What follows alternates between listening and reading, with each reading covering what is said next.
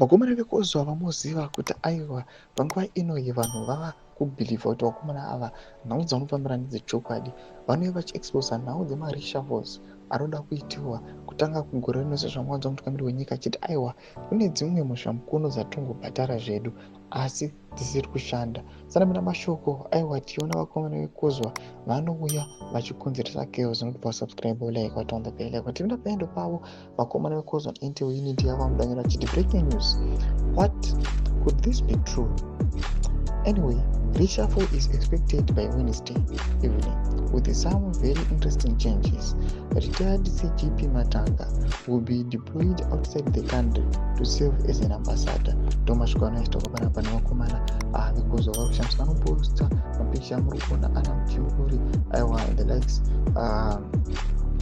ana Mudenda. Anabati muna comment section vanodanyira kuti yearning for Opa Muchinguri to be the second woman to be deputy president of Zimbabwe and Philip Valerius Randa to be the second vice president. Mwanopindwa achiti should E.D. Mnangagwa be made to rest. This guy has tarnished the image of the party. The way he has caused division should not be ignored. Muondi anopinda achiti why don't they get Smith's remains to govern? Mwanopindwa achiti how far true are your sources?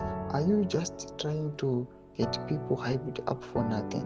Muondi anopinda achiramashwa achiti why reshuffle these old horses? They should be retired, fired, laid off and give young leaders with fresh ideas and perspectives to leave these ministries. I mean, come on ZANU-PF from 1980, they have been looting and plundering the state till when?